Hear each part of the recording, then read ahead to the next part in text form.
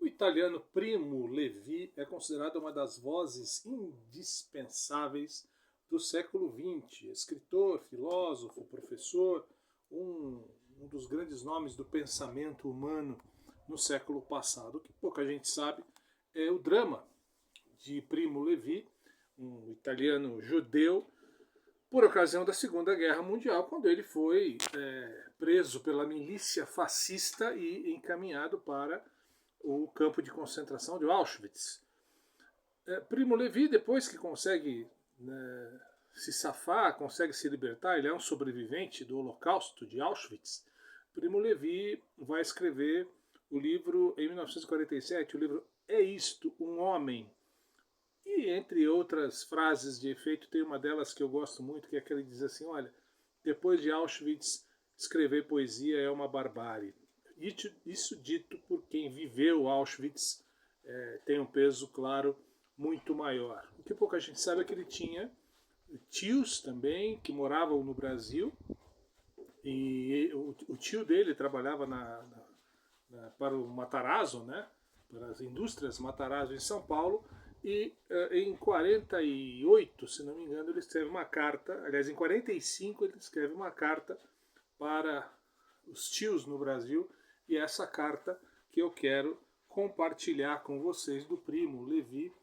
Essa é a revista Cult, ano 22, julho de 2019, que tem a minha conterrânea Djamila Ribeiro na capa, e eu vou aqui compartilhar com vocês a carta que Primo Levi mandou para os seus tios em São Paulo, depois de conseguir se libertar do campo de concentração de Auschwitz. Então vamos lá.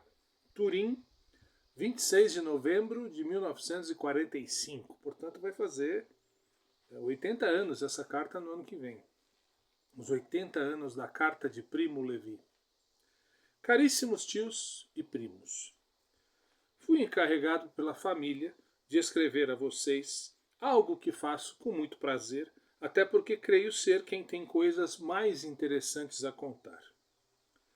Acredito que já saibam do meu retorno e, além disso, tenham uma ideia do que era a Itália de 2 anos, 1 ano atrás.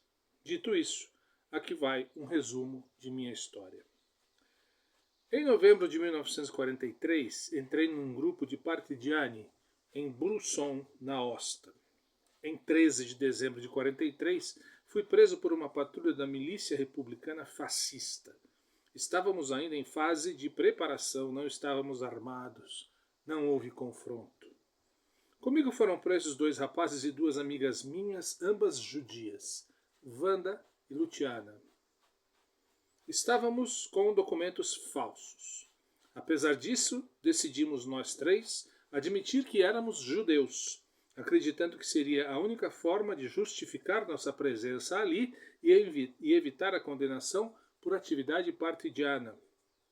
Fomos, de fato, absolvidos, mas como judeus enviados a Carpi, para um campo de concentração. Como temíamos, o lugar nada mais era que a antecâmara da deportação. Em 22 de fevereiro de 44, partimos todos, 650 desesperados. Crianças, mulheres, idosos, 50 confinados em cada vagão de carga, 4 dias e 4 noites de viagem, sem dormir, sem água. Vimos desfilar pelas frestas nomes de cidades austríacas, depois tchecas, depois polonesas. Finalmente, à noite, o trem para. Já estamos cercados pelo arame farpado. Chegamos em Auschwitz, na Silésia. Os alemães nos fazem descer, rápidos e metódicos nos dividem em 3 grupos.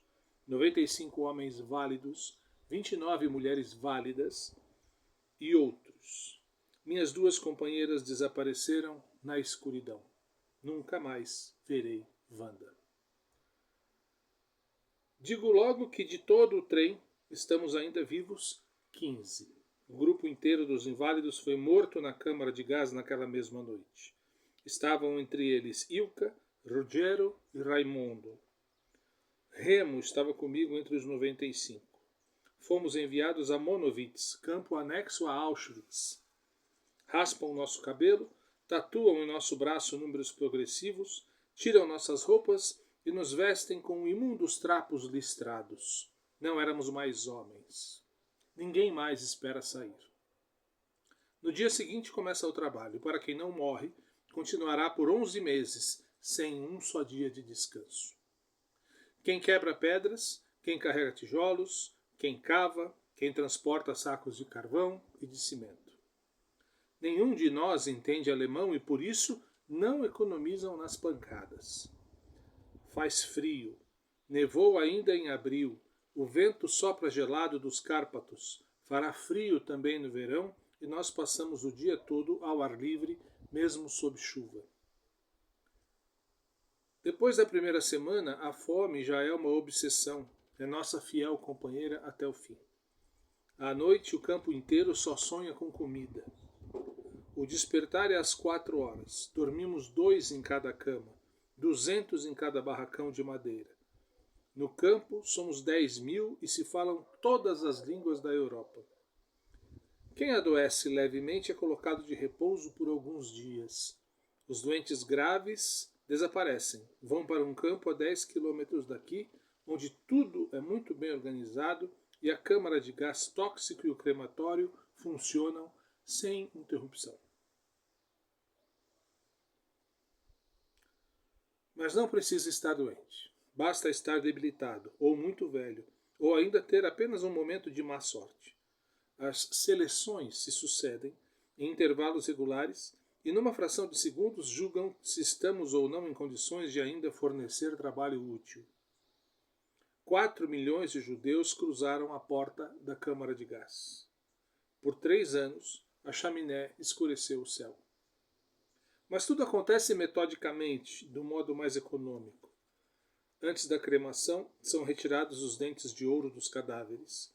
As cinzas, como material fosfático, vão para as estações experimentais de agronomia.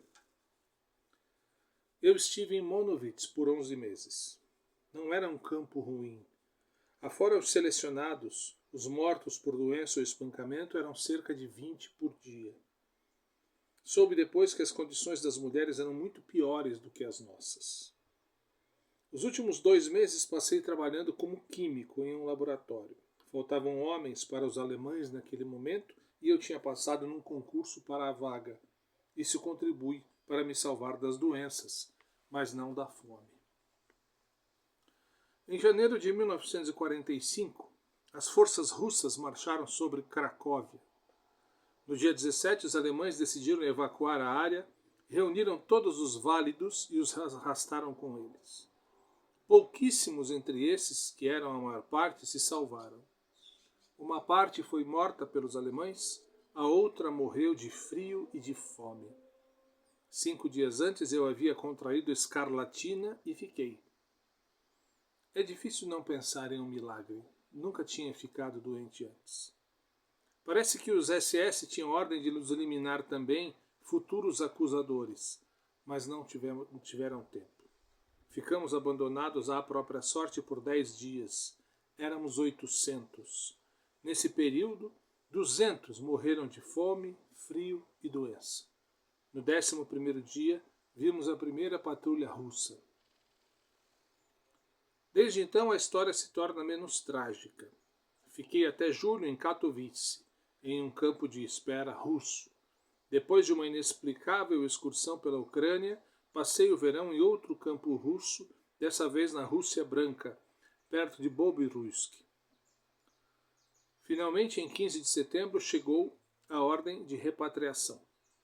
A viagem durou 35 dias, passando por Ucrânia, Romênia, Hungria, Eslováquia e Áustria.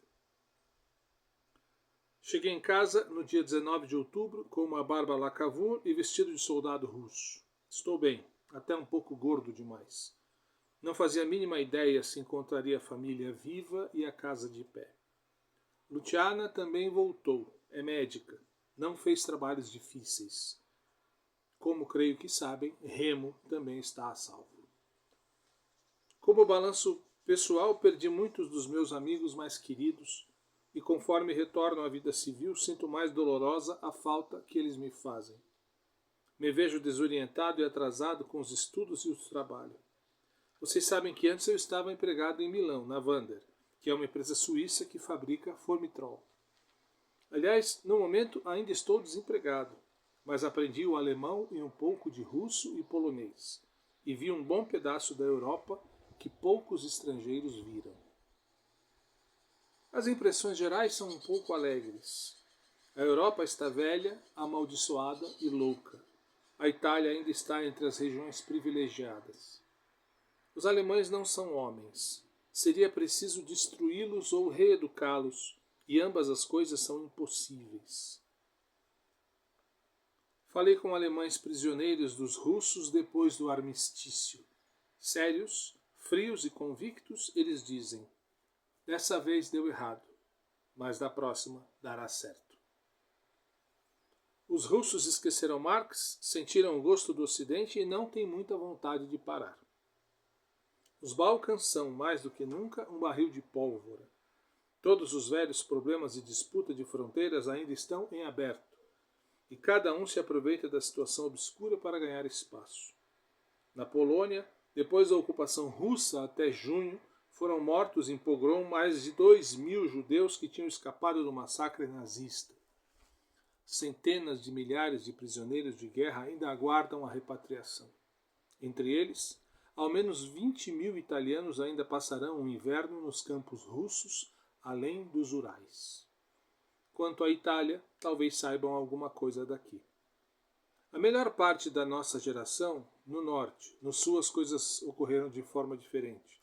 Participou da resistência contra os alemães e os neofascistas, da luta partidiana e da insurreição de abril de 45. Como costuma acontecer, os melhores morreram, e depois de tudo o cenário foi invadido pela ambição e pela fé duvidosa. As consciências íntegras que sobreviveram estão desiludidas. O fascismo demonstrou ter raízes profundas, muda de nome, estilo e métodos, mas não está morto e, sobretudo, faz resistir aguda a ruína material e moral que provocou no povo. Faz frio, há pouca comida, não há trabalho. Floresce o banditismo e enquanto se fala da democracia social, crescem monstruosos e novos capitalismos nascidos do comércio ilegal, do mercado negro. É a aristocracia mais antissocial. A guerra acabou, mas ainda não há paz. Por todas essas razões, me interessaria muito receber informações de vocês sobre suas condições de vida, possibilidade de trabalho para técnicos, grau de xenofobia, custo de vida, desenvolvimento da indústria. Não tenho ainda nenhum projeto preciso, por isso tudo pode me interessar. Encontrei todos os parentes bem, alguns um pouco envelhecidos. Os hábitos estão muito mudados, somos todos um pouco ciganos. Não se tem mais empregadas domésticas, viaja-se com muita desenvoltura em vagões ou em caminhão de carga, estabelece-se onde e como é possível, não se fazem projetos para além de uma semana. Tudo isso, às vezes, tem suas vantagens. Embora não tenha uma ideia clara da sua situação aí, leio com certa surpresa que vocês falam em voltar. É somente uma impressão pessoal minha, mas me parece um pouco prematuro. Acredito que ainda acontecerão fatos surpreendentes na Europa.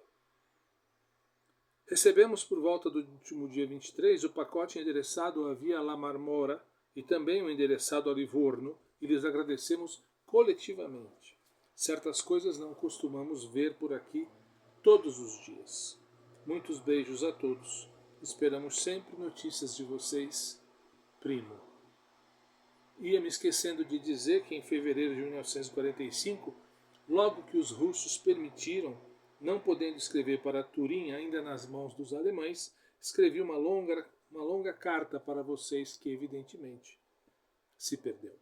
O drama terrível, não é? Contado por quem viveu, do que significou o campo de concentração de Auschwitz e o que significou o massacre, o genocídio dos judeus pelos nazistas na Segunda Guerra Mundial. Isso, uma carta escrita por Primo Levi no dia 26 de novembro de 1945, como eu disse, essa carta vai completar 80 anos agora em 2025, em novembro de 2025, E é sempre interessante rever e reconsiderar tudo aquilo que aconteceu com a humanidade não faz muito tempo. Quando a gente vê o recrudescimento e o fortalecimento de grupos neonazistas em todo o Ocidente, inclusive aqui no Brasil, é sempre interessante se deparar com uma carta como essa escrita, muito bem escrita, aliás, por um dos mais importantes pensadores do século XX e um italiano que viveu na pele como judeu todos os horrores e que, como diz aqui, que ele sobreviveu e ele fala, olha, não tenho como não considerar isso um milagre.